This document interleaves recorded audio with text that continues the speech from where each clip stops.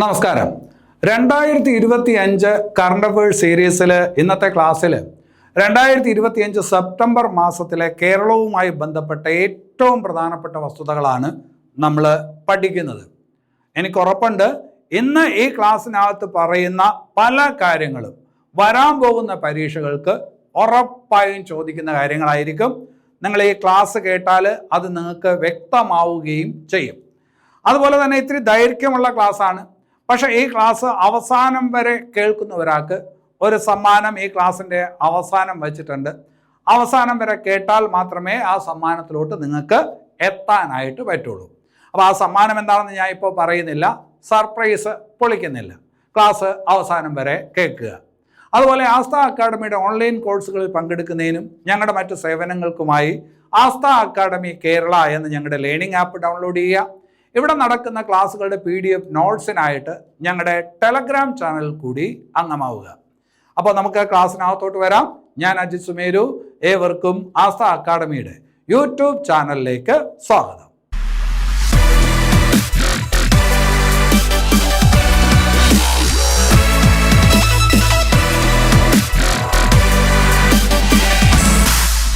ശരി, അപ്പം നമുക്ക് ആദ്യത്തെ പോയിന്റിലോട്ട് വരാം. ആർദ്ര കേരളം പുരസ്കാരം 2023-24 ആർദ്ര കേരളം പുരസ്കാരം 2025 സെപ്റ്റംബറിൽ പ്രഖ്യാപിച്ചു. 2023-24 ആർദ്ര കേരള പുരസ്കാരമാണ് 2025 സെപ്റ്റംബറിൽ പ്രഖ്യാപിച്ചത്. ആർദ്ര കേരള പുരസ്കാരം ഏത് രംഗത്ത് നൽകുന്ന പുരസ്കാരമാണ്? ആരോഗ്യ മേഖലയിൽ മികച്ച പ്രവർത്തനം കാഴ്ചവയ്ക്കുന്ന തദ്ദേശ സ്വയംഭരണ സ്ഥാപനങ്ങൾക്ക് നൽകുന്ന പുരസ്കാരമാണ് ഏത്? ആർദ്ര കേരള പുരസ്കാരം. നമുക്കറിയാവുന്ന കാര്യമാണ്, നമ്മൾ നേരത്തെ പഠിച്ചിട്ടുണ്ട്.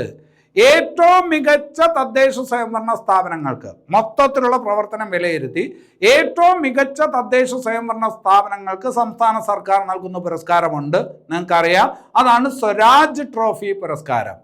അതുപോലെ കാർഷിക രംഗത്തെ മികച്ച പ്രവർത്തനം അത് കാഴ്ചവെക്കുന്ന തദ്ദേശ സ്വയംഭരണ സ്ഥാപനങ്ങൾക്ക് നൽകുന്ന പുരസ്കാരമുണ്ട്.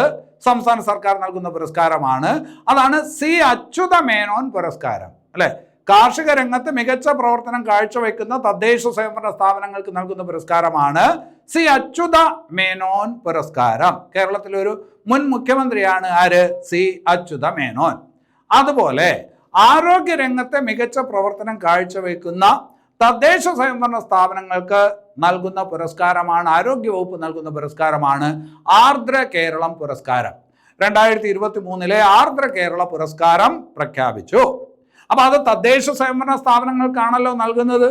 തദ്ദേശ സ്വയംഭരണ സ്ഥാപനം എന്ന് പറയുമ്പോൾ അതിനകത്ത് എന്തുണ്ട്? പഞ്ചായത്തുണ്ട്, പിന്നെ അത് കഴിഞ്ഞിട്ട് കോർപ്പറേഷൻ ഉണ്ട്, മുനിസിപ്പാലിറ്റി ഉണ്ട്. പഞ്ചായത്ത് എന്ന് പറയുമ്പോൾ ത്രിതല പഞ്ചായത്ത് രാജ് സംവിധാനമാണ് നമ്മുടെ രാജ്യത്തുള്ളത്. അപ്പോൾ അവിടെ മികച്ച ജില്ലാ പഞ്ചായത്തിനുള്ള പുരസ്കാരം, ബ്ലോക്ക് പഞ്ചായത്തിനുള്ള പുരസ്കാരം, ഗ്രാമപഞ്ചായത്തിനുള്ള പുരസ്കാരം, പിന്നെ അത് കഴിഞ്ഞിട്ട് തദ്ദേശ സ്വയംഭരണ സ്ഥാപനങ്ങളിൽ കോർപ്പറേഷൻ വരും, കോർപ്പറേഷനുള്ള പുരസ്കാരം, പിന്നെ അത് കഴിഞ്ഞിട്ട് മുനിസിപ്പാലിറ്റിക്കുള്ള പുരസ്കാരം. അല്ലേ? അപ്പൊ അത്രയും കാര്യങ്ങൾ ഇവിടെ നമ്മൾ നോക്കി പഠിക്കണം. അപ്പൊ 2023-24 ആർദ്ര കേരള പുരസ്കാരം നേടിയ ജില്ലാ പഞ്ചായത്ത് ഏത് എന്ന് ചോദിച്ചാൽ ഇടുക്കി ജില്ലാ പഞ്ചായത്ത്. 2023-24 ആർദ്ര കേരള പുരസ്കാരം നേടിയ ജില്ലാ പഞ്ചായത്ത് ഇടുക്കി ജില്ലാ പഞ്ചായത്ത്. അടുത്തത് ബ്ലോക്ക് പഞ്ചായത്താണ്. ബ്ലോക്ക് പഞ്ചായത്ത് ഏതെന്ന് ചോദിച്ചാൽ പള്ളുരുത്തി ബ്ലോക്ക് പഞ്ചായത്ത്. പള്ളുരുത്തി എറണാകുളം ജില്ലയിലെ പള്ളുരുത്തി ബ്ലോക്ക് പഞ്ചായത്ത്. ഇനി അത് കഴിഞ്ഞിട്ട് ഗ്രാമപഞ്ചായത്ത് ഏതെന്ന് ചോദിച്ചാൽ വെള്ളിനേഴി ഗ്രാമപഞ്ചായത്ത്, പാലക്കാട് ജില്ല. പാലക്കാട് ജില്ല വെള്ളിനേഴി ഗ്രാമപഞ്ചായത്ത്. അല്ലെ? അപ്പൊ ആദ്യം പഞ്ചായത്തിന്റെ കാര്യമാണ് പറഞ്ഞത്. ജില്ലാ പഞ്ചായത്ത് ഏതെന്ന് ചോദിച്ചാൽ ഇടുക്കി ജില്ലാ പഞ്ചായത്ത്, ബ്ലോക്ക് പഞ്ചായത്ത് പള്ളുരുത്തി, പിന്നെ അത് കഴിഞ്ഞിട്ട് ഗ്രാമപഞ്ചായത്ത് പാലക്കാട് ജില്ലയിലെ വെള്ളിനേഴി ഗ്രാമപഞ്ചായത്ത്. ഇനി അത് കഴിഞ്ഞിട്ട് കോർപ്പറേഷൻ. കോർപ്പറേഷന്റെ കാര്യം പറയുമ്പോൾ ആരോഗ്യരംഗം എന്ന് കേൾക്കുമ്പോഴേ അവിടെ ഒരു ഉത്തരമേ വരുന്നുള്ളൂ. തിരുവനന്തപുരം കോർപ്പറേഷൻ. ഏതാണ്? തിരുവനന്തപുരം കോർപ്പറേഷൻ. 2023-24 ആർദ്ര കേരള പുരസ്കാരം ഏറ്റവും മികച്ച കോർപ്പറേഷൻ ഏതാണ്? തിരുവനന്തപുരം. ഇനി അത് കഴിഞ്ഞിട്ട് ഏറ്റവും മികച്ച മുനിസിപ്പാലിറ്റിക്കുള്ള പുരസ്കാരം ഏതിനാണ് കിട്ടിയത്? ഏത് മുനിസിപ്പാലിറ്റിക്കാണെന്ന് ചോദിച്ചാൽ ഗുരുവായൂർ മുനിസിപ്പാലിറ്റി. ഏത് ജില്ല? തൃശ്ശൂർ ജില്ല. അപ്പൊ അത് ശ്രദ്ധിച്ചു വയ്ക്കണം. ഒരു പോയിന്റ് മാത്രം പഠിച്ചിട്ട് കാര്യമില്ല, പ്രസ്താവന രീതിയിലേ തരത്തുള്ളൂ. 3-4 ഈ പറഞ്ഞ് ചേർത്ത് തരും. അപ്പോൾ ഉത്തരം എഴുതാൻ പറ്റണം. ഇനി അത് കഴിഞ്ഞിട്ട് വേറൊരു പുരസ്കാരത്തിലോട്ട് വരാം. 2024 വയോസേവന പുരസ്കാരം സംസ്ഥാന സാമൂഹിക നീതി വകുപ്പ് നൽകുന്ന പുരസ്കാരമാണ് വയോസേവന പുരസ്കാരം. അല്ലെ, വയോജനം എന്നൊരു വാക്ക് നിങ്ങൾക്ക് അറിയാം. വയോസേവന പുരസ്കാരം ആരുമായി ബന്ധപ്പെട്ടിരിക്കുന്നു എന്ന് നിങ്ങൾക്ക് മനസ്സിലാവും. കേരള സാമൂഹിക നീതി വകുപ്പ് നൽകുന്ന പുരസ്കാരമാണ് വയോസേവന പുരസ്കാരം. വയോസേവന പുരസ്കാരം എന്ന് പറയുമ്പോൾ അത് വ്യക്തികൾക്ക് നൽകാറുണ്ട്, അതുപോലെ തന്നെ തദ്ദേശ സ്വയംഭരണ സ്ഥാപനങ്ങൾക്കും നൽകാറുണ്ട്. ഇവിടെ ഇപ്പോൾ 2024 വയോസേവന പുരസ്കാരം നേടിയ വ്യക്തികൾ ആര് എന്ന് ചോദിച്ചാൽ അത് പഴയ സിനിമാ നടി ഷീല, പിന്നെ അത് കഴിഞ്ഞിട്ട് പഴയ ഒരു നാടക നടിയും ഗായികയുമായിട്ടുള്ള ഒരു വ്യക്തിയുണ്ട്, PK മേദിനി. 2024 കേരള സാമൂഹിക നീതി വകുപ്പ് നൽകുന്ന വയോസേവന പുരസ്കാരം നേടിയിരിക്കുന്നത് 2 വനിതകളാണ്. ഒന്ന് സിനിമാ നടി ഷീല, ഓരോന്ന് നാടക ഗായിക അല്ലെങ്കിൽ നാടക നടി PK മേദിനി. അപ്പൊ ആ 2 പേരുകളും അവിടെ എന്ത് ചെയ്യണം, ഓർത്ത് വയ്ക്കണം. ഇനി അത് കഴിഞ്ഞിട്ട് തദ്ദേശ സ്വയംഭരണ സ്ഥാപനങ്ങൾക്കും വയോസേവന പുരസ്കാരം നൽകും. വയോജനങ്ങളുടെ ക്ഷേമവുമായി ബന്ധപ്പെട്ട പ്രവർത്തനം അത് കണക്കിലെടുത്താണ് എന്ത് നൽകുന്നത്, പുരസ്കാരം നൽകുന്നത്. അപ്പൊ അവിടെ ആദ്യം എന്ത് പഠിക്കണം, ജില്ലാ പഞ്ചായത്ത്.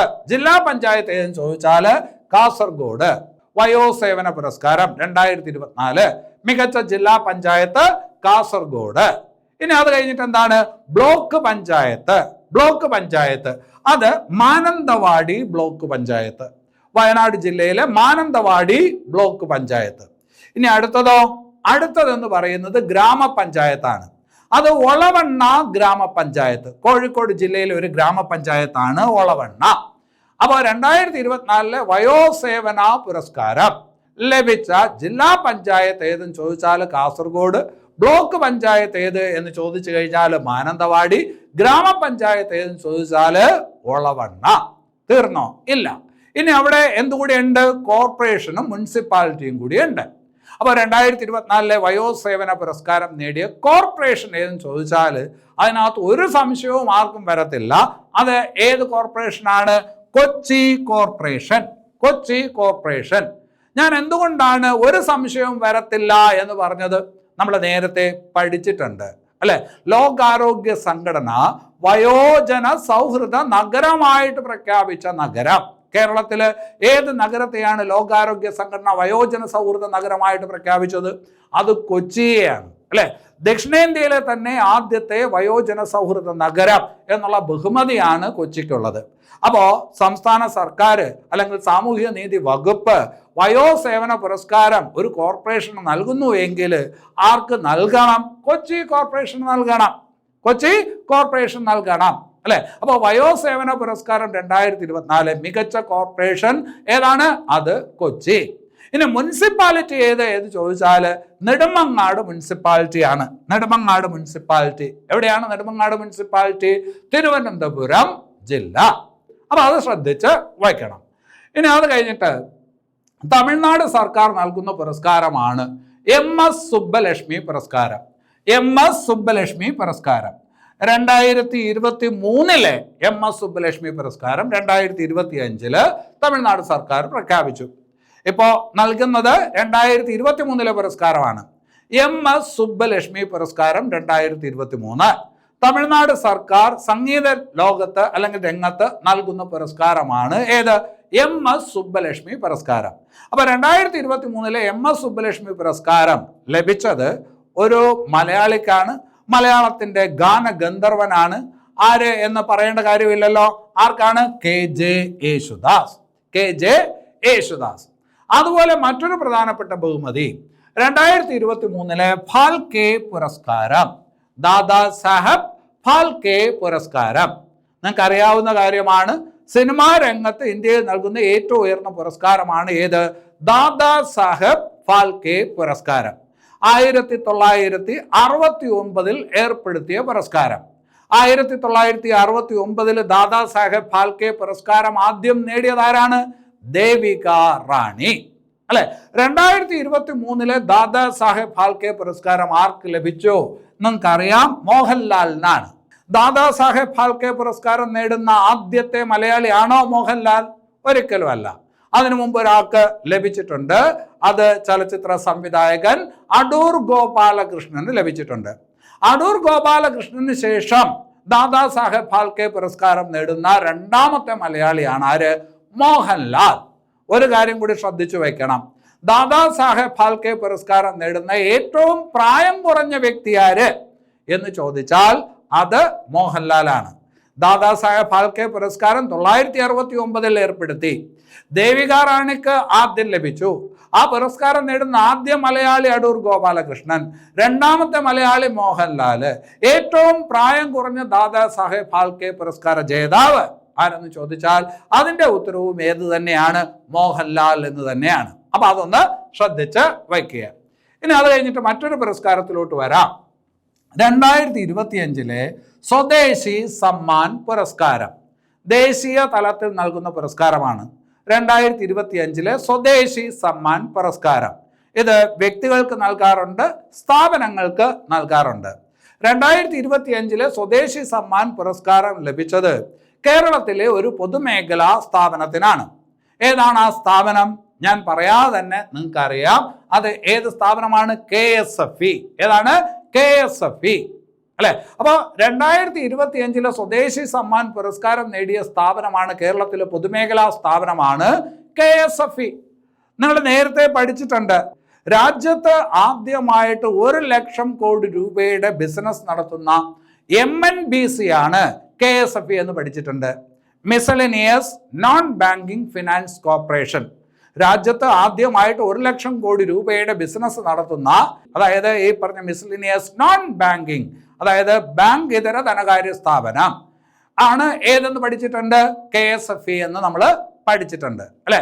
അപ്പൊ അതിൻ്റെയൊക്കെ പശ്ചാത്തലത്തിലാണ് 2025 സ്വദേശി സമ്മാൻ പുരസ്കാരം ആർക്ക് നൽകിയത്? KSFEക്ക് നൽകിയത്. ദേശീയ തലത്തിലുള്ള പുരസ്കാരമാണ്. ഇനി അത് കഴിഞ്ഞിട്ട് KSFEയുടെ ഒരു ടാഗ് ലൈൻ ഓർത്തു വയ്ക്കണം. ഈ നാടിൻ്റെ ധൈര്യം. ഈ നാടിൻ്റെ ധൈര്യം ഏത് സ്ഥാപനത്തിൻ്റെ പുതിയ മുദ്രാവാക്യമാണ്? ഏത് സ്ഥാപനത്തിൻ്റെ ടാഗ് ലൈനാണ് എന്ന് ചോദിച്ചു കഴിഞ്ഞാൽ KSFEയുടെ ടാഗ് ലൈനാണ് ഈ നാടിൻ്റെ ധൈര്യം അല്ലെ? നമുക്കറിയാവുന്ന കാര്യമാണ്. KSFEയുടെ ആസ്ഥാനം എവിടെ? തൃശ്ശൂർ. ആ ആസ്ഥാന മന്ദിരത്തിന് ഒരു പേരുമുണ്ടല്ലോ. ആ സ്വരാജ് റൗണ്ടിന്റെ ഭാഗത്ത് ആ പറഞ്ഞ ആസ്ഥാന മന്ദിരം നിങ്ങൾ കണ്ടിട്ടുണ്ടാവും. ഏതാണ്? ഭദ്രത. അതാണ് ഈ പറഞ്ഞ ആസ്ഥാന മന്ദിരം. അപ്പൊ 2025 സ്വദേശി സമ്മാൻ പുരസ്കാരം നേടിയ കേരളത്തിലെ പൊതുമേഖലാ സ്ഥാപനമാണ് ഈ പറഞ്ഞത് KSFE. ഇനി അത് കഴിഞ്ഞിട്ട് മറ്റൊരു പ്രധാനപ്പെട്ട ചോദ്യത്തിലോട്ട് വരാം. രാജ്യത്ത് ആദ്യമായിട്ട് സ്ത്രീകൾക്ക് വേണ്ടിയിട്ട് വെൽനസ് ക്ലിനിക് ആരംഭിക്കുന്ന സംസ്ഥാനം. രാജ്യത്ത് ആദ്യമായിട്ട് വനിതകൾക്ക് വേണ്ടിയിട്ട് വെൽനസ് ക്ലിനിക് ആരംഭിക്കുന്ന സംസ്ഥാനം അല്ലെ? എന്താണ് വെൽനസ് ക്ലിനിക്? നമുക്കറിയാം, നമ്മുടെ വീട്ടിൽ നമ്മുടെ അമ്മയും അതുപോലെ തന്നെ സഹോദരിമാരും ഒക്കെ ഈ പറഞ്ഞ ഒരുപാട് കഷ്ടപ്പെടുന്നുണ്ട്. വീട്ടിൽ ഒരുപാട് ജോലി ചെയ്യുന്നുണ്ട്. നമുക്ക് ഊഹിക്കാൻ പറ്റുന്നതിലും അപ്പുറം ജോലി അവർ ചെയ്യുന്നുണ്ട് അല്ല? അവരൊരു ഉദ്യോഗസ്ഥ കൂടിയാണ് എങ്കിൽ ആ പണിയും അവർ ചെയ്യും, വീട്ടിലെ പണിയും അവർ ചെയ്യും. അത് ഈ പറഞ്ഞ് കാൽക്കുലേറ്റ് ചെയ്യാൻ പറ്റാത്ത വിധത്തിലുള്ള എന്താണ് ഈ പറഞ്ഞ ജോലിയാണ് അവർ ചെയ്യുന്നത്. അതിൻ്റെ ഇടയിൽ അവർ മറന്നു പോകുന്ന കുറച്ച് കാര്യങ്ങളുണ്ട്. അവരുടെ ആരോഗ്യ പ്രശ്നങ്ങൾ, അവരുടെ ശാരീരിക ബുദ്ധിമുട്ടുകൾ, ഇതൊന്നും അവർ കാര്യമാക്കുന്നില്ല. പക്ഷെ അത് കാര്യമാക്കണം. സ്ത്രീകളുടെ ആരോഗ്യവും പ്രധാനപ്പെട്ടതാണ്. സ്ത്രീകളുടെ ശാരീരിക ആരോഗ്യം, അതുപോലെ തന്നെ മറ്റ് ബുദ്ധിമുട്ടുകൾ, അതൊക്കെ ഈ പറഞ്ഞ എന്താണ് ഈ പറഞ്ഞ തുറന്ന് പറയാനും അതുപോലെ തന്നെ ശരിയായ സമയത്ത് ചികിത്സയ്ക്കായി പോകേണ്ടതും ആവശ്യമാണ് എന്ന് സ്ത്രീകളെ ബോധ്യപ്പെടുത്തുന്നതിന് വേണ്ടിയിട്ടുള്ള ഒരു സംവിധാനമാണ് ഏത്? വെൽനസ് ക്ലിനിക്കുകൾ. അതായത് സ്ത്രീകളുടെ ആരോഗ്യ കാര്യങ്ങളിൽ കൂടുതൽ ബോധവൽക്കരിക്കുക എന്നതാണ് വെൽനസ് ക്ലിനിക്കുകളിലൂടെ സംസ്ഥാന സർക്കാർ ഉദ്ദേശിക്കുന്നത്. അങ്ങനെ വനിതകളുടെ ആരോഗ്യ കാര്യങ്ങളുമായി ബന്ധപ്പെട്ട് രാജ്യത്ത് വെൽനസ് ക്ലിനിക്കുകൾ ആരംഭിക്കുന്ന ആദ്യത്തെ സംസ്ഥാനം എന്നുള്ള ബഹുമതി കേരളത്തിനാണ് എന്ന് മനസ്സിലാക്കി വയ്ക്കണം. അടുത്തത് ഡിജിറ്റൽ കുടുംബ കോടതി. ഇന്ത്യയിലെ ആദ്യത്തെ ഡിജിറ്റൽ കുടുംബ കോടതി സ്ഥാപിക്കപ്പെട്ടത് എവിടെയാണ്? ഇന്ത്യയിലെ ആദ്യത്തെ ഡിജിറ്റൽ കുടുംബ കോടതി അല്ലെ? നമ്മൾ നേരത്തെ പഠിച്ചിട്ടുള്ള വേറെ ചില കാര്യങ്ങളുണ്ട്. രാജ്യത്താദ്യമായിട്ട് ഭരണഘടനാ സാക്ഷരത നേടിയ ജില്ലയാണ് കൊല്ലം എന്ന് പഠിച്ചിട്ടുണ്ട്. 24 മണിക്കൂറും പ്രവർത്തിക്കുന്ന ഓൺലൈൻ കോടതി രാജ്യത്ത് ആദ്യമായിട്ട് സ്ഥാപിക്കപ്പെട്ടത് കൊല്ലത്താണെന്ന് പഠിച്ചിട്ടുണ്ട്. ഇതാ ഇപ്പോ കൊല്ലം ജില്ലയിലാണ് രാജ്യത്തെ ആദ്യത്തെ ഡിജിറ്റൽ കുടുംബ കോടതിയും വരുന്നത്. രാജ്യത്തെ ആദ്യത്തെ ഡിജിറ്റൽ കുടുംബ കോടതി സ്ഥാപിക്കുന്നത് എവിടെ എന്ന് ചോദിച്ചാൽ കൊല്ലം ജില്ലയിലെ ശാസ്താംകോട്ടയിലാണ്. രാജ്യത്തെ ആദ്യത്തെ ഡിജിറ്റൽ കുടുംബ കോടതി സ്ഥാപിക്കുന്ന എവിടെയാണ്? കൊല്ലം ജില്ലയിലെ ശാസ്താംകോട്ടയിലാണ് എന്ന് ഓർത്ത് വയ്ക്കുക. അതുമായി ബന്ധപ്പെട്ട വേറൊരു ചോദ്യത്തിലോട്ട് വരാം. ഏതാണ്? Judicial city. കേരള സർക്കാർ ഒരു ജുഡീഷ്യൽ സിറ്റിക്ക് എന്ത് കൊടുത്തു? അംഗീകാരം കൊടുത്തു. ആ ജുഡീഷ്യൽ സിറ്റി എവിടെയാണ് നിലവിൽ വരുന്നത്? കേരള സർക്കാർ ഈ അടുത്ത കാലത്ത് അംഗീകാരം നൽകിയ ജുഡീഷ്യൽ സിറ്റി, അതായത് നമ്മുടെ ഇപ്പോഴത്തെ ഹൈക്കോടതി സമുച്ചയമൊക്കെ ഉൾക്കൊള്ളിച്ചുകൊണ്ട് പുതിയ ഹൈക്കോടതി സമുച്ചയം ഉണ്ടാക്കുകയാണ്. പഴയത് അവിടെ ഇരിക്കും, പുതിയ ഹൈക്കോടതി സമുച്ചയമൊക്കെ ഉൾക്കൊള്ളിച്ചുകൊണ്ട് ഒരു ജുഡീഷ്യൽ സിറ്റിക്ക് കേരള സർക്കാർ അംഗീകാരം കൊടുത്തു. അപ്പോൾ ഹൈക്കോടതി സമുച്ചയമൊക്കെ ഉൾക്കൊള്ളുന്ന പുതിയ ജുഡീഷ്യൽ സിറ്റി നിലവിൽ വരുന്നത് കേരളത്തിൽ എവിടെയാണ് എന്ന് ചോദിച്ചാൽ എറണാകുളം ജില്ലയിലാണ്. എന്തായാലും ഹൈക്കോടതി അവിടെ നിന്ന് മാറ്റിക്കൊണ്ടുപോകാൻ പറ്റത്തില്ല. എറണാകുളം ജില്ലയിൽ എവിടെയാണ്? കളമശ്ശേരിയിലാണ്. ഇനി അത് കഴിഞ്ഞിട്ട് വേറൊരു പ്രധാനപ്പെട്ട ഒരു പോയിന്റിലോട്ട് വരാം. പരീക്ഷയ്ക്ക് ചോദിക്കാൻ സാധ്യതയുള്ള ഒരു ചോദ്യമാണ് ഇന്ത്യയിലെ ആദ്യത്തെ ഡിസൈനർ മൃഗശാല. ഇന്ത്യയിലെ ആദ്യത്തെ ഡിസൈനർ മൃഗശാല. സാധാരണ മൃഗശാല എന്ന് പറയുമ്പോൾ നമ്മുടെ മനസ്സിനകത്തൊരു കൺസെപ്റ്റ് ഉണ്ട്, അല്ലെ? കടുവയും സിംഹത്തെയൊക്കെ കൂട്ടിൽ അടച്ചിട്ടേക്കും, നമ്മൾ അതിൻ്റെ വെളിയിൽ ചെന്ന് അതിനെ വായി നോക്കി കാണും, അല്ലെ? അങ്ങനെയുള്ള ഒരു കൺസെപ്റ്റാണ് നമുക്കുള്ളത്. പക്ഷെ ഇവിടെ ഇപ്പോൾ ഉദ്ദേശിക്കുന്ന ഡിസൈനർ മൃഗശാല എന്നതുകൊണ്ട് ഉദ്ദേശിക്കുന്നത് അതല്ല. അതായത് ഈ പറഞ്ഞ ഇങ്ങനെയുള്ള ജീവജാലങ്ങളെ, വന്യജീവികളെ അവയുടെ സ്വാഭാവികമായിട്ടുള്ള ഒരു ആവാസ വ്യവസ്ഥയിൽ തന്നെ ജീവിക്കാൻ അനുവദിച്ചുകൊണ്ട് അവയെ ഈ പറഞ്ഞ് നിരീക്ഷിക്കാനുള്ള സംവിധാനം പബ്ലിക്കിനുണ്ടാക്കുന്ന രീതിയിലുള്ള ഒരു ഈ പറഞ്ഞ സംവിധാനം. അതിനെ നമുക്ക് ഒരു മൃഗശാല എന്നൊന്നും പറയാൻ പറ്റൂല. അതിന് കുറച്ചുകൂടി നല്ല വാക്ക് സുവോളജിക്കൽ പാർക്ക് എന്നുള്ളതാണ്. അപ്പോൾ ഈ പറഞ്ഞ ഇന്ത്യയിലെ ആദ്യത്തെ ഡിസൈനർ സുവോളജിക്കൽ പാർക്ക് അല്ലെങ്കിൽ മൃഗശാല സ്ഥാപിക്കപ്പെടുന്നത് എവിടെ എന്ന് ചോദിച്ചാൽ അത് എവിടെയാണ്? തൃശ്ശൂർ ജില്ലയിലാണ്. തൃശ്ശൂർ ജില്ലയിൽ ആൾറെഡി ഒരു മൃഗശാലയുണ്ട്. ആ മൃഗശാലയിലെ ജീവികളെയെല്ലാം ഈ പറഞ്ഞ ഡിസൈനർ മൃഗശാലയിലോട്ട്, സുവോളജിക്കൽ പാർക്കിലോട്ട് മാറ്റും. അതെവിടെയാണെന്ന് ചോദിച്ചാൽ തൃശ്ശൂർ ജില്ലയിൽ പുത്തൂർ എന്ന് പറയുന്ന സ്ഥലത്താണ്. അപ്പോൾ രാജ്യത്തെ ആദ്യത്തെ ഡിസൈനർ മൃഗശാല സ്ഥാപിക്കപ്പെടുന്നത് എവിടെയെന്ന് ചോദിച്ചാൽ തൃശ്ശൂർ ജില്ലയിൽ പുത്തൂരാണ്. ഇത് പറയുമ്പോൾ നമ്മൾ മുമ്പ് പഠിച്ചിട്ടുള്ള ഒരു കാര്യമുണ്ട്. ഈ കേരളത്തിലെ ആദ്യത്തെ മൃഗശ്മശാനം, കേരളത്തിലെ ആദ്യത്തെ മൃഗശ്മശാനം വരുന്നത് എവിടെയാണ്? നമ്മൾ പഠിച്ചിട്ടുള്ളതാണ്, അത് തൃശ്ശൂരാണ്.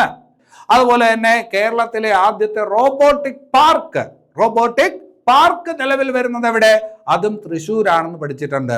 പക്ഷേ കേരളത്തിൽ ആദ്യമായിട്ട് റോബോട്ടിക് ഗവേഷണ കേന്ദ്രം വരുന്നത് എവിടെ എന്ന് ചോദിക്കുമ്പോൾ കൊല്ലം ജില്ലയിൽ കൊട്ടാരക്കരയിൽ നെടുവത്തൂർ എന്ന് പറയുന്ന സ്ഥലത്താണെന്ന് പഠിച്ചിട്ടുണ്ട് റോബോട്ടിക് ഗവേഷണ കേന്ദ്രം. പക്ഷെ റോബോട്ടിക് പാർക്ക് 350 കോടി രൂപ ചെലവിട്ട് പണിയുന്നത് എവിടെയാണ് എന്ന് ചോദിച്ചാൽ തൃശ്ശൂരാണ്. ആ തൃശ്ശൂർ തന്നെയാണ് രാജ്യത്തെ ആദ്യത്തെ ഡിസൈനർ മൃഗശാലയും വരുന്നത്. തൃശ്ശൂർ എവിടെ? പുത്തൂർ. ഓർത്ത് വെക്കുക, പരീക്ഷയ്ക്ക് ചോദിക്കാൻ കൊള്ളാം. ഇനി അത് കഴിഞ്ഞിട്ട് വേറൊരു ഭാഗത്തോട്ട് വരാം. അധിനിവേശ സസ്യം. ആദ്യം നമുക്ക് ആ വാക്ക് പരിചയപ്പെടാം. അധിനിവേശ സസ്യം, വേറൊരു വാക്കുണ്ട്, ഇംഗ്ലീഷ് വാക്ക് എക്സോട്ടിക് പ്ലാന്റ് എന്ന് പറയും. എക്സോട്ടിക്, EXOTIC, എക്സോട്ടിക് പ്ലാന്റ് അഥവാ അധിനിവേശ സസ്യം. എന്താണ് അധിനിവേശ സസ്യം എന്നതുകൊണ്ട് ഉദ്ദേശിക്കുന്നത്? ഞാനൊരു ഉദാഹരണം പറയാം. ആഫ്രിക്കൻ പായൽ ഒരു അധിനിവേശ സസ്യമാണ്. അധിനിവേശ സസ്യം എന്നതുകൊണ്ട് ഉദ്ദേശിക്കുന്നത്, ഒന്ന്, അത് ഇവിടത്തെ സസ്യമല്ല, നമ്മുടെ നാട്ടിലെ സസ്യമല്ല, അത് ഈ പറഞ്ഞ വേറെ ഏതെങ്കിലും സ്ഥലത്തുള്ള, വേറെ ഏതെങ്കിലും ആവാസ വ്യവസ്ഥയിലുള്ള, വേറെ ഏതെങ്കിലും രാജ്യത്തുള്ള ഒരു സസ്യമായിരിക്കും. എങ്ങനെയെങ്കിലും ഇവിടെ എത്തി പിന്നീട് ഈ പറഞ്ഞ നമ്മുടെ സസ്യങ്ങൾക്ക് ഉപദ്രവം ഉണ്ടാക്കിക്കൊണ്ട് ഇവിടെ പടർന്നു പിടിക്കുന്ന സസ്യങ്ങളെയാണ് നമ്മൾ അധിനിവേശ സസ്യങ്ങൾ എന്ന് പറയുന്നത്. ആഫ്രിക്കൻ പായൽ അധിനിവേശ സസ്യത്തിന് നല്ലൊരു ഉദാഹരണമാണ്. കമ്മ്യൂണിസ്റ്റ് പച്ച എന്ന് പറയുന്ന ഒരു സസ്യമുണ്ട്, നിങ്ങൾക്ക് അറിയാവുന്ന കാര്യമാണ്. അതെവിടെയെങ്കിലും ഈ പറഞ്ഞ പടർന്നു പിടിക്കാൻ തുടങ്ങിക്കഴിഞ്ഞാൽ കമ്മ്യൂണിസ്റ്റ് പച്ച പിന്നെ ആ പ്രദേശം മൊത്തം ഈ പറഞ്ഞ എന്ത് ചെയ്യും? പിടിച്ചെടുക്കും. മറ്റൊരു സസ്യങ്ങളെ വളരാനായിട്ട് സമ്മതിക്കത്തില്ല. അപ്പം നമ്മുടെ സ്വന്തം സസ്യങ്ങളെ വളരാൻ സമ്മതിക്കത്തില്ല. കമ്മ്യൂണിസ്റ്റ് പച്ച കേരളത്തിലെ തനത് സസ്യമൊന്നുമല്ല, ഇന്ത്യയിലെ തനത് സസ്യമൊന്നുമല്ല, ഒരു അധിനിവേശ സസ്യമാണ്. വിദേശത്ത് നിന്ന് വന്ന ഈ പറഞ്ഞൊരു സസ്യമാണ്. ഏത്? കമ്മ്യൂണിസ്റ്റ് പച്ച. അതുപോലെ വേറൊരു സസ്യമുണ്ട്, ധൃതരാഷ്ട്ര പച്ച. ഇതൊക്കെ അധിനിവേശ സസ്യമാണെന്ന് പറയും. യൂക്കാലിപ്റ്റസും അതുപോലെ ഒരു അധിനിവേശ സസ്യമാണ് എന്നുള്ളത് ഓർത്തു വയ്ക്കണം. എന്തായാലും ഒരു 10-40 കൊല്ലങ്ങൾക്ക് മുമ്പ് കേരളത്തിലെ വനങ്ങളിൽ തെക്കേ അമേരിക്കയിൽ നിന്ന് കൊണ്ടുവന്ന ഒരു വൃക്ഷത്തെ വനം വകുപ്പ് കേരളത്തിലെ വനങ്ങൾക്കകത്ത് വച്ചു പിടിപ്പിച്ചു. കാസർഗോഡ്, വയനാട് ഭാഗത്തൊക്കെ ഈ പറഞ്ഞങ്ങനെ വച്ചു പിടിപ്പിച്ചു. ഇപ്പോ അതിന്റെ ബുദ്ധിമുട്ട് വനം വകുപ്പ് മനസ്സിലാക്കി വരുന്നു. കാരണം ഇങ്ങനെ വച്ചു പിടിപ്പിച്ച ആ മരം ഏതെന്നറിയാമോ? സെന്ന മരമാണ്. സെന്ന മരം എന്ന് പറഞ്ഞാൽ ചിലർക്ക് മനസ്സിലാവണമെന്നില്ല. അത് മഞ്ഞക്കൊന്ന എന്ന് പറയും. മഞ്ഞക്കൊന്ന, നമ്മുടെ കണിക്കൊന്നയല്ല, മഞ്ഞക്കൊന്ന ഒരു കാട്ടുമരമാണ്. അപ്പൊ ഈ പറഞ്ഞ മരം വെച്ച് പിടിപ്പിക്കുകയും മരം എന്ത് ചെയ്യുകയും ചെയ്തു? അവിടെ മൊത്തം പടർന്നു പിടിക്കുകയും കാട്ടിലെ മറ്റു സസ്യങ്ങൾക്ക് ജീവിക്കാൻ പറ്റാത്ത വിധത്തിലുള്ള സാഹചര്യം ഉണ്ടാക്കുകയും ചെയ്തു. അപ്പോൾ അതിന്റെ അപകടം മനസ്സിലാക്കിക്കൊണ്ട് ഇപ്പോൾ സംസ്ഥാന സർക്കാർ കാട്ടിൽ നിന്നും ഈ പറഞ്ഞ സെന്ന മരത്തെ മൂടോടെ പിഴുതു മാറ്റുകയാണ്.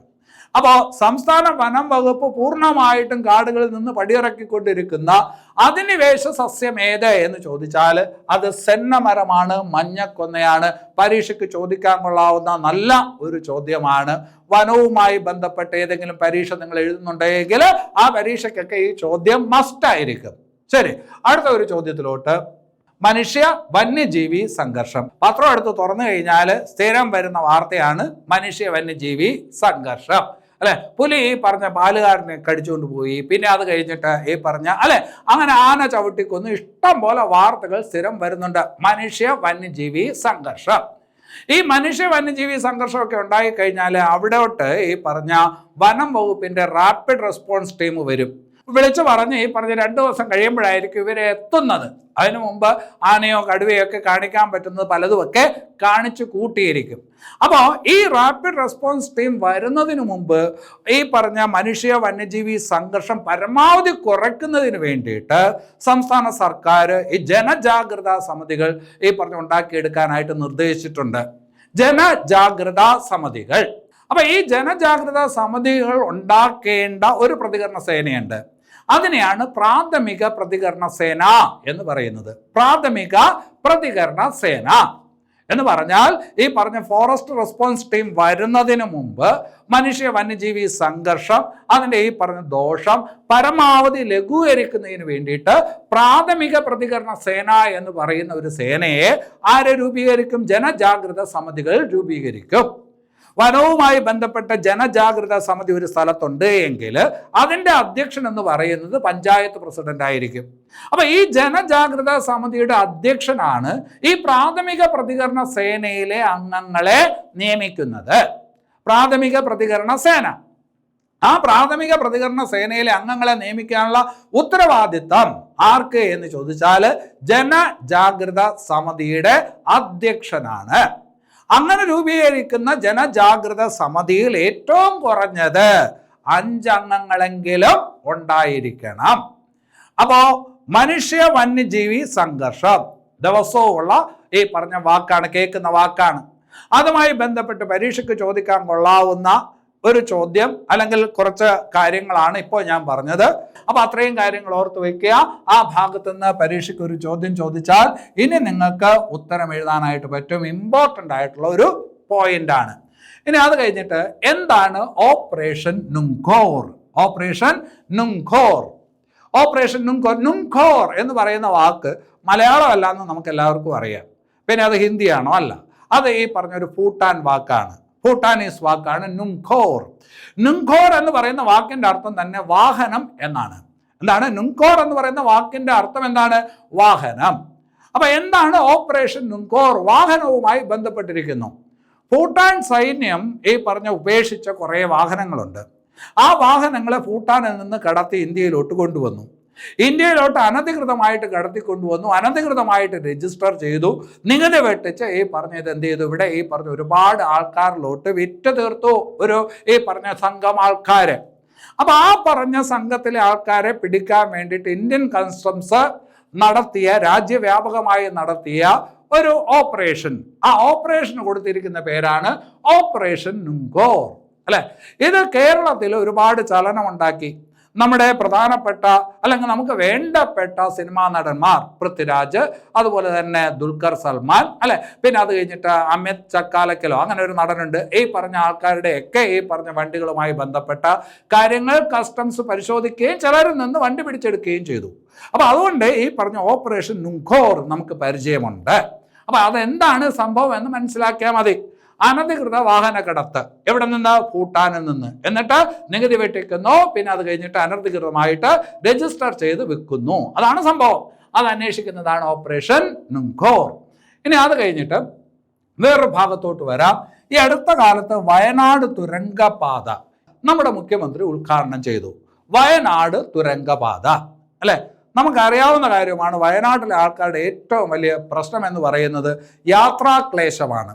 യാത്രാക്ലേശം എന്ന് പറഞ്ഞു കഴിഞ്ഞാൽ ഒരുപാട് ട്രാഫിക് ബ്ലോക്കാണ്. അത് പ്രധാനമായിട്ടും ഈ പറഞ്ഞ വയനാട് ചുരത്തിലാണ്. താമരശ്ശേരി ചുരം, അല്ലെ, വയനാട് ചുരം എന്ന് പറഞ്ഞാലും ഈ പറഞ്ഞ താമരശ്ശേരി ചുരം ശരിക്കും എവിടെയാണ്? കോഴിക്കോട് ജില്ലയിലാണ്. വയനാട് ചുരം എന്നൊക്കെ പറയും. ആ പറഞ്ഞ താമരശ്ശേരി ചുരം ശരിക്കും കോഴിക്കോട് ജില്ലയിലാണ്, അല്ലെ. പരീക്ഷയ്ക്ക് ചോദിച്ചിട്ടുണ്ട് താമരശ്ശേരി ചുരം ഏത് ജില്ലയിലാണെന്ന്. വയനാടെന്ന് എഴുതരുത്, അത് കോഴിക്കോട് ജില്ലയിലാണ്. അപ്പൊ ഈ ചുരം കയറി വേണം എവിടെ എത്താൻ? ഈ പറഞ്ഞ ലാൻഡ് ഓഫ് സ്പൈസസ്, അല്ലെ, ഈ പറഞ്ഞ സുഗന്ധവ്യഞ്ജനങ്ങളുടെ നാട്ടിലോട്ട് എത്താൻ, വയനാട്ടിലോട്ട് എത്താൻ. അപ്പൊ അവിടെ ഉണ്ടാകുന്ന യാത്രാ ദുരിതങ്ങൾക്ക് ഒരു പരിഹാരം കാണുന്നതിന് വേണ്ടിയിട്ട് പുതുതായിട്ട് ഈ പറഞ്ഞ ഒരു തുരങ്കപാത ഈ പറഞ്ഞ് എന്ത് ചെയ്യുന്നു? നിർമ്മിക്കുന്നു. തുരങ്കപാത. ആ തുരങ്കപാതയുടെ നിർമ്മാണ ഉദ്ഘാടനമാണ് ആര് നിർവഹിച്ചത്? ഇപ്പോ സെപ്റ്റംബറിൽ പിണറായി വിജയൻ നമ്മുടെ മുഖ്യമന്ത്രി നിർവഹിച്ചത്. അവിടുത്തെ ചോദ്യം എന്താണ്? വയനാട് തുരങ്കപാതയുടെ നിർമ്മാണ ചുമതല ഏറ്റെടുത്തിരിക്കുന്നത് ആരാണ് എന്ന് ചോദിക്കും. Konkan railway corporation. വയനാട് തുരങ്കപാതയുടെ നിർമ്മാണ ചുമതല ഏറ്റെടുത്തിരിക്കുന്നത് ആരാണ് എന്ന് ചോദിച്ചാൽ കൊങ്കൺ റെയിൽവേ കോർപ്പറേഷൻ ആണ്. അപ്പോൾ അത് എന്ന് പറയുമ്പോൾ ഈ വയനാട് തുരങ്കപാത എന്ന് പറയുമ്പോൾ കോഴിക്കോട് ആനക്കാംപൊയിൽ എന്ന് പറയുന്ന ഒരു സ്ഥലമുണ്ട്. ആനക്കാംപൊയിൽ എന്ന് പറയുന്ന സ്ഥലത്ത് നിന്ന് വയനാട്ടിലെ മേപ്പാടി വരെയാണ് ഈ പറഞ്ഞ നിർദ്ദിഷ്ട തുരങ്കപാത. അപ്പോൾ കോഴിക്കോട് ആനക്കാംപൊയിൽ നിന്ന് മേപ്പാടി വരെ. അപ്പൊ നമ്മൾ പറയും ആനക്കാംപൊയിൽ ഈ പറഞ്ഞ മേപ്പാടി തുരങ്കപാത എന്ന് പറയും, അല്ലെങ്കിൽ കോഴിക്കോട് വയനാട് തുരങ്കപാത എന്ന് പറയും, അല്ലെങ്കിൽ വയനാട് തുരങ്കപാത എന്ന് പറയും. അതിന്റെ നിർമ്മാണ ചുമതല കൊങ്കൺ റെയിൽവേ കോർപ്പറേഷൻ ആണ്. ഇത് പറയുമ്പോൾ വേറൊരു തുരങ്കപാത നമുക്കറിയാം, കുതിരാൻ തുരങ്കം. കുറച്ചു കാലം ഈ പറഞ്ഞ വാർത്തകളിൽ ഉണ്ടായിരുന്ന ഒരു സാധനമാണ് ഏത്? കുതിരാൻ തുരങ്കം. തൃശ്ശൂർ ജില്ലയിലാണ് കുതിരാൻ തുരങ്കം. ശരിക്കും പറഞ്ഞ ഈ തുരങ്കം രണ്ട് ജില്ലകളെ തമ്മിൽ എന്ത് ചെയ്യുന്നു? കണക്ട് ചെയ്യിപ്പിക്കുന്നു. ഏതൊക്കെയാണ് ആ രണ്ട് ജില്ല? തൃശ്ശൂരിനെയും പാലക്കാടിനെയും, അല്ലെ. തൃശ്ശൂരിനെയും പാലക്കാടിനെയും തമ്മിൽ ബന്ധിപ്പിക്കുന്ന തുരങ്കപാതയാണ്. ഒരു മല തുറന്നാണ് ഈ പറഞ്ഞ ആ പാത പോയിരിക്കുന്നത്.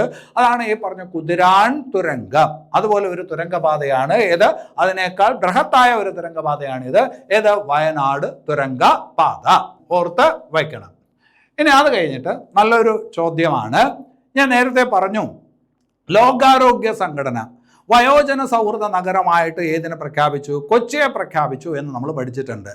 അതുപോലെ തന്നെ ഈ പറഞ്ഞ സാഹിത്യ നഗരം ആയിട്ട് യുനെസ്കോ ഏതിനെ തിരഞ്ഞെടുത്തിട്ടുണ്ട്? കേരളത്തിൽ കോഴിക്കോടിനെ തിരഞ്ഞെടുത്തിട്ടുണ്ട്. അപ്പോൾ യുനെസ്കോ വേൾഡ് ഹെറിറ്റേജ് പട്ടിക, അതായത് ലോക പൈതൃക പട്ടിക, ആ പൈതൃക പട്ടികയിൽ കേരളത്തിലെ ഒരു സ്ഥലം സ്ഥാനം പിടിക്കുന്നു. ഏതാണ് ആ സ്ഥലം എന്ന് ചോദിച്ചാൽ വർക്കല കുന്നുകൾ അഥവാ വർക്കല ക്ലിഫ്, CLIFF, ക്ലിഫ് സ്ഥാനം പിടിക്കുന്നു. അപ്പോൾ ഈ പറഞ്ഞ ഈ അടുത്ത കാലത്ത്, അതായത് 2025 സെപ്റ്റംബറിൽ യുനെസ്കോയുടെ ലോക പൈതൃക പട്ടികയിൽ ഇടം പിടിച്ച കേരളത്തിലെ ഈ പറഞ്ഞ സ്ഥലം ഏതാണെന്ന് ചോദിച്ചാൽ വർക്കല ക്ലിഫാണ്, വർക്കല കുന്നുകളാണ്. വളരെ പഴക്കമുള്ള കുന്നുകൾ എന്നാണ് ഈ പറഞ്ഞ കണ്ടെത്തൽ. അപ്പൊ അത് ശ്രദ്ധിച്ചു വെക്കുക. ഈ പൈതൃക പട്ടികയിൽ ഇതോടൊപ്പം തന്നെ ഇന്ത്യയിലെ വേറെ ചില സ്ഥലങ്ങൾ കൂടിയുണ്ട്. മൊത്തത്തിൽ 7 സ്ഥലങ്ങളാണ് ഇന്ത്യയിൽ നിന്ന് ഇപ്പോൾ ഈ പറഞ്ഞ പൈതൃക പട്ടികയിൽ ഉൾക്കൊള്ളിച്ചത്. അതിൽ കേരളത്തിലെ സ്ഥലമാണ് വർക്കല കുന്നുകൾ. ബാക്കി കാര്യങ്ങൾ നമ്മൾ ഇന്ത്യയുടെ കറണ്ട് അഫയേഴ്സ് പഠിക്കുമ്പോൾ പഠിക്കാം. ശരി, ഇനി അത് കഴിഞ്ഞിട്ട് വേറൊരു പേര് പരിചയപ്പെടാം. ആരാണ് മുച്ചിലോട്ട് മാധവൻ? മുച്ചിലോട്ട് മാധവൻ എന്ന് പറയുന്ന വ്യക്തി ആരാണ്? രണ്ടാം ലോക മഹായുദ്ധ കാലത്ത് നാസി പട്ടാളക്കാരാൽ വധിക്കപ്പെട്ട ഏക ഇന്ത്യൻ പൗരൻ മലയാളിയാണ്. ആര്? മുച്ചിലോട്ട് മാധവൻ. രണ്ടാം ലോക മഹായുദ്ധ കാലത്ത് നാസി പട്ടാളം, അതായത് ഹിറ്റ്ലറുടെ പട്ടാളം, ഹിറ്റ്ലറുടെ പട്ടാളത്താൽ വധിക്കപ്പെട്ട ഏക ഇന്ത്യക്കാരനും മലയാളിയുമായ വ്യക്തിയാണ് മുച്ചിലോട്ട് മാധവൻ. അല്ലെ, 10-75-80 കൊല്ലത്തിന് മുമ്പ് നടന്ന കാര്യം ഇപ്പോൾ എന്തിന് ഇയാൾ പറയുന്നു എന്നുള്ളതാണ് നിങ്ങളുടെ സംശയം.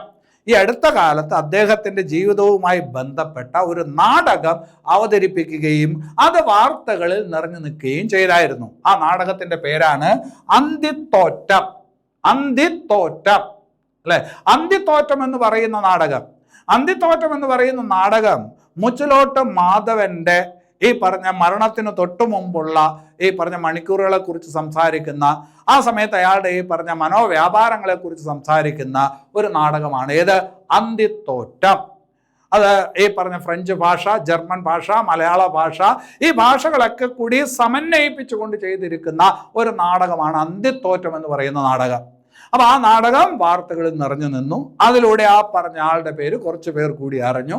നിങ്ങൾ അറിഞ്ഞിട്ടില്ലെങ്കിൽ നിങ്ങളിലും അറിയിക്കണം, അതാണ് എൻ്റെ ഉദ്ദേശം, അല്ലെ. അപ്പൊ 2ാം ലോക മഹായുദ്ധ കാലത്ത് നാസി പട്ടാളക്കാരാൽ കൊല്ലപ്പെട്ട ഒരു ഇന്ത്യക്കാരനുണ്ട്. അതൊരു മലയാളിയാണ്. അയാളുടെ പേരെന്തെന്നറിയാമോ? മുച്ചിലോട്ട് മാധവൻ. അത്ര തന്നെ. ശരി, അടുത്തത് അമീബിക് മസ്തിഷ്ക ജ്വരം.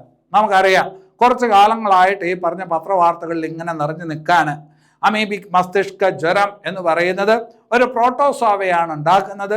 ആ പ്രോട്ടോസോവയുടെ പേരൊരു വല്ലാത്ത പേരാണ്, നിഗ്ലേറിയ ഫൗളേറി. നിഗ്ലേറിയ ഫൗളേറി എന്ന് പറയുന്ന പ്രോട്ടോസോവ ഉണ്ടാക്കുന്ന രോഗമാണ്. മനുഷ്യരിൽ നിന്ന് മനുഷ്യരിലോട്ട് പടരുന്ന രോഗമല്ല. മലിനമായ ജലം മൂക്കിലൂടെ എങ്ങാനും ഈ പറഞ്ഞ അകത്ത് കയറിക്കഴിഞ്ഞാൽ അത് ഈ പറഞ്ഞ അതിലൂടെ അമീബ അല്ലെങ്കിൽ പ്രോട്ടോസോവ പ്രവേശിക്കാം. അത് പിന്നെ തലച്ചോറിന് ബുദ്ധിമുട്ടുണ്ടാക്കും. ബ്രെയിൻ ഈറ്റിംഗ് പ്രോട്ടോസോവ എന്നറിയപ്പെടുന്ന പ്രോട്ടോസോവയാണ് ഏത്? നിഗ്ലേറിയ ഫൗളേറി. അല്ലെ, പഠിച്ചിട്ടുണ്ട്. ഇപ്പൊ ഇവിടുത്തെ ചോദ്യം എന്താണ്? കറണ്ട് അഫയേഴ്സിൽ എന്താണ്? അമീബിക് മസ്തിഷ്ക ജ്വരം, ആ രോഗത്തിനെതിരെ ഇന്ത്യയിൽ ആദ്യമായിട്ട് ഒരു മാർഗരേഖ പുറത്തിറക്കിയ സംസ്ഥാനം. എന്താണ് അമീബിക് മസ്തിഷ്ക ജ്വരം?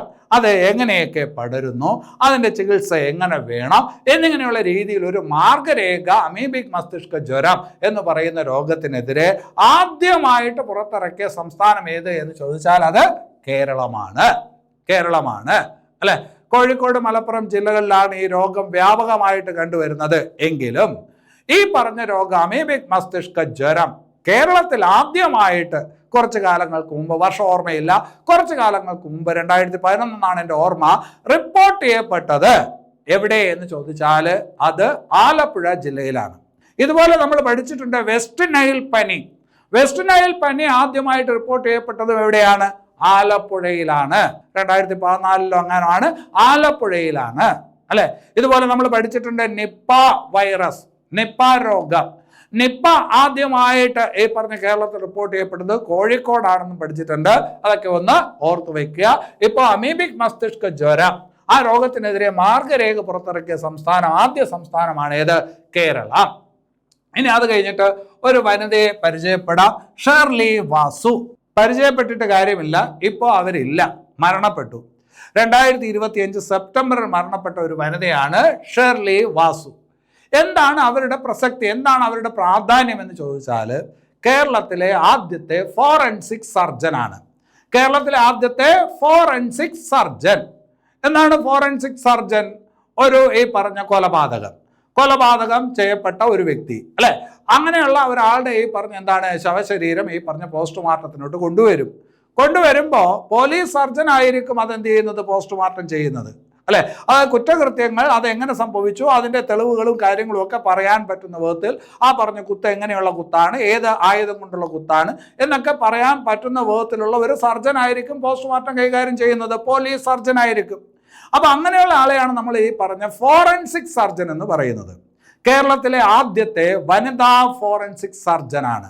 കേരളത്തിലെ ആദ്യത്തെ വനിതാ ഫോറൻസിക് സർജനാണ് ആര്? ഷേർലി വാസു. അവർ 2025 സെപ്റ്റംബറിൽ മരണപ്പെട്ടു. അപ്പോൾ 2025 സെപ്റ്റംബറിൽ മരണപ്പെട്ട ഷേർലി വാസു ഏത് രംഗത്ത് പ്രസിദ്ധയാണ് എന്ന് ചോദിച്ചാൽ ഫോറൻസിക് മെഡിസിൻ അല്ലെങ്കിൽ ഫോറൻസിക് സർജൻ. ഇന്ത്യയിലെ 2ാമത്തെ വനിതാ ഫോറൻസിക് സർജൻ, കേരളത്തിലെ ആദ്യത്തെ വനിതാ ഫോറൻസിക് സർജൻ ആര്?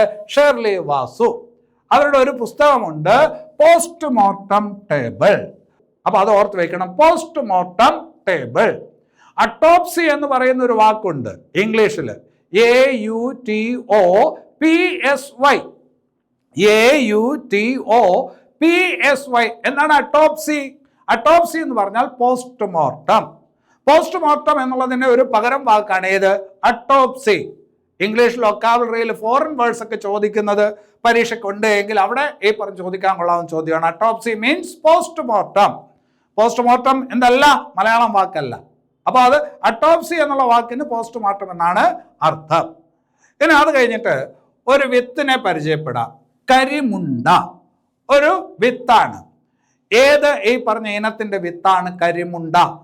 കരിമുണ്ട എന്ന് പറയുന്ന ഏത് ഇനമാണ് എന്ന് ചോദിച്ചാൽ കുരുമുളക് ഇനമാണ് കരിമുണ്ട. കുരുമുളക് ഇനമാണ് കരിമുണ്ട. ഇപ്പോ ഞാൻ ചോദിക്കുകയാണ്, പന്നിയൂർ ഏത് ഇനമാണ്? നിങ്ങൾ ഈ പറഞ്ഞ നിഷ്പ്രയാസം പറയും കുരുമുളകാണ്. അതുപോലെ കരിമുണ്ട എന്താണ് എന്ന് ചോദിച്ചാൽ പറയോ? കുറേയൊക്കെ ആലോചിച്ച് ചോയ്സ് ഒക്കെ നോക്കി കറുത്തിരിക്കുന്നു. കരിമുണ്ട ഈ പറഞ്ഞ കുരുമുളക് എന്ന് പറയുമായിരിക്കും അല്ലെ, എങ്കിലും ഉറപ്പില്ല. കരിമുണ്ട എന്ന് പറയുന്നത് കുരുമുളകാണ്. എന്തിനാണ് ഇതിപ്പോ പറഞ്ഞത്? കറണ്ട് അഫയേഴ്സിന്റെ ഭാഗത്ത് ഈ അടുത്ത കാലത്ത് പന്നിയൂർ ഈ പറഞ്ഞ കുരുമുളക് തൈകളും അതുപോലെ തന്നെ കരിമുണ്ട തൈകളും ഒരു ആഫ്രിക്കൻ രാജ്യത്തിലോട്ട് ആദ്യമായിട്ട് കയറ്റുമതി ചെയ്തായിരുന്നു. ഉഗാണ്ട എന്ന് പറയുന്ന ഒരു ആഫ്രിക്കൻ രാജ്യത്തിലോട്ട് ആദ്യമായിട്ട് കയറ്റുമതി ചെയ്തു. അതിന്റെ വാർത്തകളൊക്കെ ഈ പറഞ്ഞ പത്രത്തിൽ വന്നായിരുന്നു. അപ്പൊ അവിടെ നമുക്ക് ഏറ്റവും പ്രധാനം കരിമുണ്ട എന്ന് പറയുന്നത് ഒരു കുരുമുളക് തൈയാണ് അല്ലെങ്കിൽ ഇനമാണ് എന്നുള്ള അറിവാണ്. അത് ആദ്യമായിട്ട് ആഫ്രിക്കയിൽ ഉഗാണ്ട എന്ന് പറയുന്ന രാജ്യത്തോട്ട് കയറ്റുമതി ചെയ്തു, വാർത്തയിൽ വന്നിരുന്നു. ഇനി അത് കഴിഞ്ഞിട്ട് വേറൊരു പോയിന്റിലോട്ട്, ഓക്സ്ഫോർഡ് യൂണിവേഴ്സിറ്റി. ഓക്സ്ഫോർഡ് യൂണിവേഴ്സിറ്റി അറിയാലോ, ഇംഗ്ലണ്ടിലെ വളരെ പ്രസിദ്ധമായിട്ടുള്ള ഒരു യൂണിവേഴ്സിറ്റിയാണ് ഓക്സ്ഫോർഡ് യൂണിവേഴ്സിറ്റി. അപ്പോൾ ഇംഗ്ലണ്ടിലെ പ്രസിദ്ധമായിട്ടുള്ള ഓക്സ്ഫോർഡ് യൂണിവേഴ്സിറ്റിക്ക് അടുത്ത കാലത്ത് ശ്രീനാരായണ ഗുരുവിൻ്റെ ഒരു കൃതി അവിടുത്തെ ഈ പറഞ്ഞ മേയർക്ക് നൽകുകയുണ്ടായി. അപ്പോൾ ഓക്സ്ഫോർഡ് യൂണിവേഴ്സിറ്റിയിൽ ഈ അടുത്ത കാലത്ത് സമർപ്പിക്കപ്പെട്ട ശ്രീനാരായണ ഗുരുവിൻ്റെ കൃതി ഏത് എന്ന് ചോദിച്ചാൽ അതിനുത്തരമാണ് ദൈവദശകം. ദൈവദശകം ഏതാണ്ട് 104 ഭാഷകളിലോട്ട് തർജ്ജമ ചെയ്യപ്പെട്ടിട്ടുള്ള ശ്രീനാരായണ ഗുരുവിൻ്റെ കൃതി ഏതെന്ന് ചോദിച്ചാലും ഏത് തന്നെയാണ്? ദൈവദശകം. അപ്പോൾ 104 ഭാഷകളിലോട്ട് തർജ്ജമ ചെയ്യപ്പെട്ടതും ഈ അടുത്ത കാലത്ത് ഓക്സ്ഫോർഡ് യൂണിവേഴ്സിറ്റിക്ക് സമർപ്പിക്കപ്പെട്ടതുമായിട്ടുള്ള ശ്രീനാരായണ ഗുരുവിൻ്റെ കൃതി അല്ലെങ്കിൽ പ്രാർത്ഥനാ ഗീതം ഏതെന്ന് ചോദിച്ചാൽ ദൈവദശകം എന്ന് പറയുന്ന കൃതിയാണ്. അപ്പൊ അതിനകത്തുള്ള വരികളാണ്, അതും പരീക്ഷയ്ക്ക് ചോദിക്കാൻ കൊള്ളാം. ആഴമേറും നിൻ മഹസാമാഴിയിൽ ഞങ്ങളാകവേ, ആഴമേറും നിൻ മഹസാമാഴിയിൽ ഞങ്ങളാകവേ. അതായത് ഞങ്ങൾ നിങ്ങളുടെ ആഴങ്ങളിലോട്ട് വരുമ്പോൾ നിന്നിൽ ലയിക്കുമ്പോൾ, ഈ നീ ആരാണ്? ദൈവം, ഈശ്വരൻ അല്ലെ. അപ്പൊ ആഴമേറും നിൻ മഹസാമാഴിയിൽ ഞങ്ങളാകവേ എന്ന് പറയുമ്പോൾ വാക്യാർത്ഥമല്ല പറയുന്നത്, ആശയാർത്ഥമാണ് പറയുന്നത്. ദൈവമായ നിങ്ങളുടെ ഉള്ളിലോട്ട് അല്ലെങ്കിൽ നിങ്ങളിലേക്ക് ഞങ്ങൾ ആഴവേ, ആഴണം വാഴണം നിത്യം, അങ്ങനെ നിങ്ങളിലോട്ട് ഈ പറഞ്ഞ എത്തണം. ആഴണം വാഴണം നിത്യം, അവിടെ ഞങ്ങൾക്ക് കുടികൊള്ളണം, അവിടെ ഞങ്ങൾക്ക് എത്തണം. അതിലൂടെ ഈ പറഞ്ഞ ആ സുഖം അറിയണം, മോക്ഷത്തിലെത്തണം എന്ന് പറയുന്ന വാക്ക്.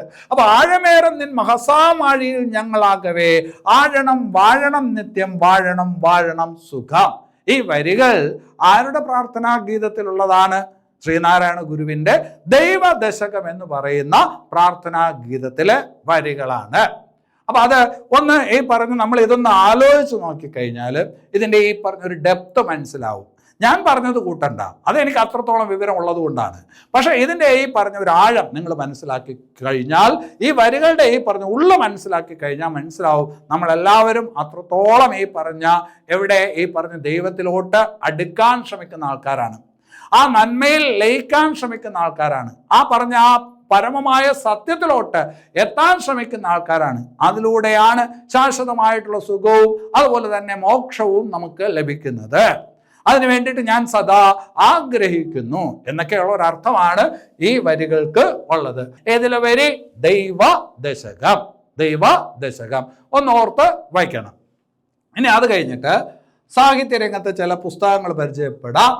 മാധവിക്കുട്ടി കടലിൻ്റെ നിറങ്ങൾ, മാധവിക്കുട്ടിയുടെ ജീവചരിത്ര ഗ്രന്ഥമാണ്. മാധവിക്കുട്ടിയെക്കുറിച്ചുള്ള ജീവചരിത്ര ഗ്രന്ഥമാണ് മാധവിക്കുട്ടി കടലിന്റെ നിറങ്ങൾ. ആര് രചിച്ചു? ഡോക്ടർ കെ ആശ. അപ്പൊ ഡോക്ടർ കെ ആശ ഒന്ന് പരിചയപ്പെട്ടു വയ്ക്കുക, കാണാതെ പഠിക്കുക നിങ്ങളുടെ ഉത്തരവാദിത്വമാണ്. ഡോക്ടർ കെ ആശ ഒന്നും പറഞ്ഞ് ബോധ്യപ്പെടുത്താനായിട്ട് അവിടെ ഇല്ല, നിങ്ങൾ പഠിക്കുക. ഇനി അത് കഴിഞ്ഞിട്ട് ഒഴുകാതെ ഒരു പുഴ, നല്ല ഒരു ഈ പറഞ്ഞ പുസ്തകമാണ്, നോവലാണ് ഒഴുകാതെ ഒരു പുഴ. ഈ നോവൽ എഴുതിയത് ആരെന്ന് ചോദിച്ചാൽ ചന്ദ്രമതി എന്ന് പറയുന്ന സാഹിത്യകാരിയാണ്, അറിയപ്പെടുന്ന സാഹിത്യകാരിയാണ് ചന്ദ്രമതി. അപ്പോൾ ഒഴുകാതെ ഒരു പുഴ ആരുടെ നോവൽ? ചന്ദ്രമതിയുടെ നോവലാണ് ഒഴുകാതെ ഒരു പുഴ. ഇതിലെ പ്രധാന കഥാപാത്രം ആരെന്നറിയാമോ? ലിയോ ടോൾസ്റ്റോയുടെ ഭാര്യ സോഫിയ ടോൾസ്റ്റോയാണ് ഈ നോവലിലെ പ്രധാനപ്പെട്ട കഥാപാത്രം. ലിയോ ടോൾസ്റ്റോയ് എന്ന് പറയുന്ന ഒരാൾക്ക് വേണ്ടി മാത്രം ജീവിച്ച് മരിച്ചു പോയ ഒരു വനിത. അവരും ഈ പറഞ്ഞ അത്യാവശ്യം എഴുത്തും കാര്യങ്ങളൊക്കെ ഉണ്ടായിരുന്ന ആളാണ്. ഭർത്താവിന് വേണ്ടിയിട്ട് എല്ലാ സുഖവും ത്യജിച്ച് ഈ പറഞ്ഞ എരിഞ്ഞടങ്ങിയ ഒരു ജന്മം എന്നുള്ള രീതിയിൽ ഈ പറഞ്ഞ സോഫിയ ലിയോ ടോൾസ്റ്റോയുടെ കാര്യങ്ങളൊക്കെ പറയുന്ന ഒരു പുസ്തകമാണ്, നോവലാണ് ഒഴുകാതെ ഒരു പുഴ.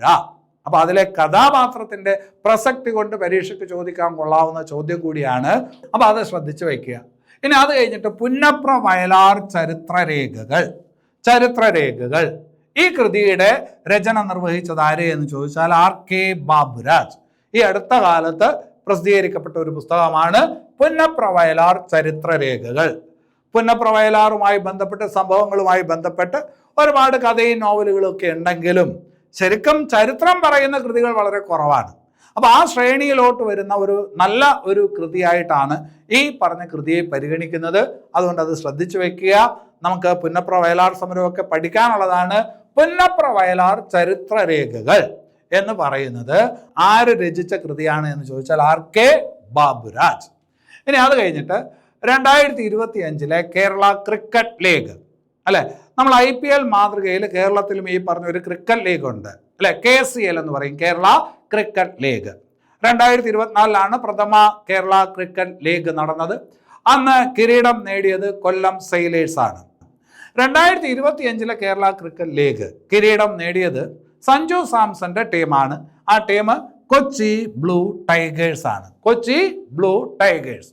അപ്പോൾ പ്രഥമ കേരള ക്രിക്കറ്റ് ലീഗ് 2024 അത് കൊല്ലം ഏരീസ് എന്ന് പറയുന്ന ക്ലബിനായിരുന്നു അന്നത്തെ ഈ പറഞ്ഞ കിരീടം ലഭിച്ചത്. 2025 നിലവിലത്തെ ഈ പറഞ്ഞ കേരള ക്രിക്കറ്റ് ലീഗ് കിരീടം ലഭിച്ചിരിക്കുന്നത് കൊച്ചി ബ്ലൂ ടൈഗേഴ്സിനാണ്. കൊച്ചി ബ്ലൂ ടൈഗേഴ്സിനാണ്, സഞ്ജു സാംസന്റെ ടീമാണ്. പിന്നെ അവിടെ ഒരു കാര്യം കൂടി ഒന്ന് ഓർത്തു വെച്ചാൽ കൊള്ളാം. കേരള ക്രിക്കറ്റ് ലീഗിന്റെ ബ്രാൻഡ് അംബാസഡർ ആരാണ്? അത് മോഹൻലാലാണ്. അപ്പൊ ആ കാര്യങ്ങൾ അവിടെ ഓർത്ത് വായിക്കണം. ഇനി വളരെ പ്രധാനപ്പെട്ട ഒരു കാര്യം നിങ്ങളുടെ അടുത്ത് പറയാനുണ്ട്. നിങ്ങൾ പലരും ചോദിക്കുന്ന ഒരു കാര്യമാണ്, കറണ്ട് അഫയേഴ്സിന്റെ ബുക്ക് ഉണ്ടോ സാറേ, കറണ്ട് അഫയേഴ്സിന്റെ ബുക്ക് പ്രസിദ്ധീകരിക്കാമോ എന്ന് നിങ്ങൾ ചോദിക്കാറുണ്ട്. ഇപ്പോൾ ആസ്ഥ അക്കാഡമി കറണ്ട് അഫയേഴ്സിന് വേണ്ടി മാത്രമായിട്ട് ഒരു പുസ്തകം തയ്യാറാക്കിയിട്ടുണ്ട്. A5 സൈസിലുള്ള പുസ്തകമാണ്. A5 സൈസ് എന്ന് പറയുമ്പോൾ പേടിക്കണ്ട, ചെറിയ പുസ്തകമാണ്. നിങ്ങൾ പ്രീവിയസ് ക്വസ്റ്റ്യൻ പേപ്പറൊക്കെ വാങ്ങിക്കുമ്പോൾ അതിൻ്റെ ഒരു സൈസ് ഉണ്ടല്ലോ, അതാണ് A5 സൈസ്. സാധാരണ റാങ്ക് ഫയൽ സൈസ് അല്ല, അതിനേക്കാൾ ചെറുതാണ്. A5 സൈസ് 192 പേജുകൾ, 192 പേജുകൾ. വിലയോ? വില 130 രൂപ മാത്രം. 130 രൂപ എന്ന് പറഞ്ഞു കഴിഞ്ഞാൽ കാസർഗോഡ് ഇരിക്കുന്ന നിങ്ങൾ ഞങ്ങളുടെ നമ്പറിലോട്ട് വിളിച്ച് 130 രൂപ തന്നു കഴിഞ്ഞാൽ നിങ്ങൾക്ക് പുസ്തകം വീട്ടിലെത്തും. ആ ചാർജ് ഉൾപ്പെടെയാണ് 130 രൂപ. അപ്പോൾ 130 രൂപയ്ക്ക് 2023 സെലക്റ്റഡ് ആയിട്ടുള്ള കറണ്ട് അഫയേഴ്സ് എല്ലാം പറഞ്ഞിട്ടില്ല, ആവശ്യമുള്ളത് മാത്രം ഇവിടെ ഇപ്പോൾ ക്ലാസ്സിൽ പറയുന്നത് പോലെ. അതുപോലെ തന്നെ 2024 സെലക്റ്റഡ് കറണ്ട് അഫയേഴ്സ്, 2025 സമഗ്രമായിട്ട് അത്യാവശ്യം പരീക്ഷയ്ക്ക് ചോദിക്കുന്ന എല്ലാ കാര്യങ്ങളും ഉൾക്കൊള്ളിച്ചുകൊണ്ടുള്ള കറണ്ട് അഫയേഴ്സ്, ഇതെല്ലാം ഉൾക്കൊള്ളിച്ചിരിക്കുന്ന 192 പേജുകളുള്ള A5 സൈസിലുള്ള പുസ്തകത്തിൻ്റെ വില എത്ര രൂപയാണ്? 130 രൂപയാണ്. അപ്പോൾ ഈ പുസ്തകം നിങ്ങൾക്ക് വേണമെന്നുണ്ടെങ്കിൽ ഞാൻ പറയുന്ന ഈ നമ്പറിലോട്ട് വിളിക്കുക. നമ്പർ ഞാനിവിടെ പറയാം, 9400694472, 9400694472. ഈ നമ്പറിലോട്ട് വിളിച്ചു കഴിഞ്ഞാൽ നിങ്ങൾക്ക് പുസ്തകം ലഭിക്കും. അപ്പോൾ അത് എങ്ങനെയാണ് നിങ്ങൾ ആ പുസ്തകത്തിന് വേണ്ടിയിട്ട് ചെയ്യേണ്ടത് എന്നൊക്കെ അവർ പറഞ്ഞു തരും. അപ്പോൾ ഈ ക്ലാസ് നിങ്ങൾക്ക് ഇഷ്ടപ്പെട്ട് കാണും എന്ന് വിചാരിക്കുന്നു. ഇഷ്ടപ്പെട്ടിട്ടുണ്ടെങ്കിൽ തീർച്ചയായിട്ടും ലൈക്ക് ചെയ്യണം, കമൻറ്റ് ചെയ്യണം, ഷെയർ ചെയ്യണം, പ്രോത്സാഹിപ്പിക്കണം. എല്ലാവർക്കും നല്ലത് വരട്ടെ. നന്ദി.